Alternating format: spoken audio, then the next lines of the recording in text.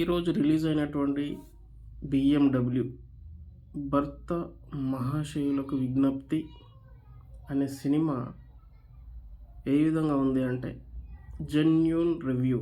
Cinema చూసిన తర్వాతనే చెప్తున్నాను నేను. అక్కడ థియేటర్లో ఒక సగటు అభిమాని ఏ విధంగా ప్రవర్తించారో అది మీకు చెప్తున్నాను. నా ఫీలింగ్స్ కూడా చెప్తున్నాను నేను. ఇది పూర్తిగా నేను చూసిన, నేను అనుభవించిన, అనుభూతి పొందిన విషయాలే చెప్తున్నాను నేను. రవితేజ గారు కమ్బ్యాక్ ఇచ్చారనడంలో సందేహం లేదు బిఎండబ్ల్యూ ద్వారా. ఇది వేరే వేరే సీజన్స్లలో వస్తే సినిమా ఇలా ఉంది అలా ఉంది అనుకోవచ్చు, కానీ ఇది కంప్లీట్ పండగ సినిమా, సంక్రాంతికి సూటబుల్ సినిమా. ఇది కూడా ఇది పండగకి ఇంట్లో హాయిగా ప్రశాంతంగా ఇంట్లో వారందరూ వెళ్ళి చూసి నవ్వుకొని కడుపుబ్బా ఎంటర్టైన్మెంట్, మనకు కావాల్సిన విషయాలు అన్నీ, నవ్వుకోవడానికి ఉండాల్సిన అన్ని విషయాలు కూడా డైరెక్టర్ గారు ఈ సినిమాలో చూపించడం జరిగింది.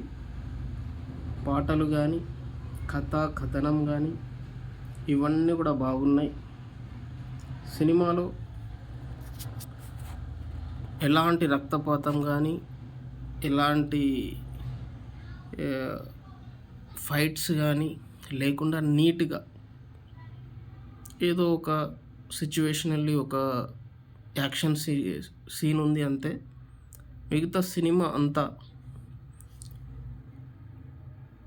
ఒక భర్త టైటిల్లోనే ఉంది, భర్త మహాశయులకు విజ్ఞప్తి.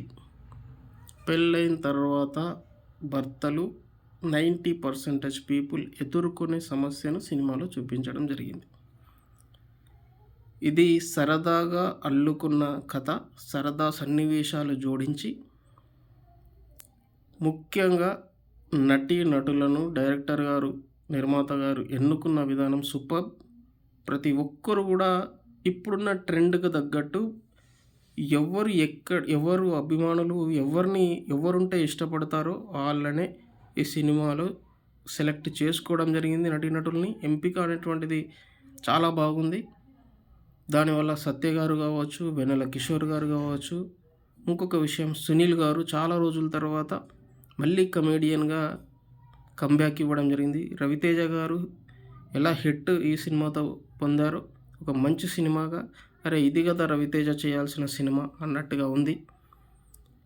ఇక్కడ కూడా రవితేజ గారు గత కొన్ని సినిమాలలో ఎక్కడో ఫేస్లో కానివ్వండి, బాడీ లాంగ్వేజ్లో కానివ్వండి, కొన్ని యాంగిల్స్లో నచ్చకపోవడము,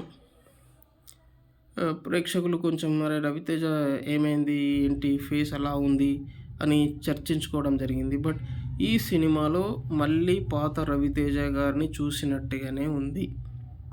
ఆ కెమెరామెన్ పనితనం కానీ, ఆ ఎడిటింగ్ కావచ్చు, ఆ డైరెక్షన్ కావచ్చు, ఆ మేకప్ మ్యాన్ కావచ్చు, వీళ్ళందరూ కూడా రవితేజ గారిని మళ్ళీ పాత రవితేజ గారిని చూపించారు ఈ సినిమాలో. ప్రతి సీన్ పండింది ఇక్కడ ఈ సినిమాలో.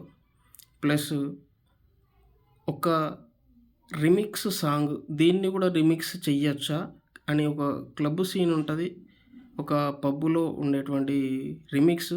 చాలా ఎవరు అనుకోరు, చాలా చాలా చాలా ఎంటర్టైనింగ్ సిచ్యువేషన్ అది.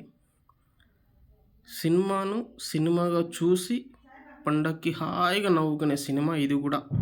మన శంకర వరప్రసాద్ గారు సినిమా ఎలా ఎంటర్టైనింగో అలాగే ఈ సినిమా కూడా సంక్రాంతికి రిలీజ్ అయ్యి ఇది కూడా హిట్ కొట్టిన సినిమా.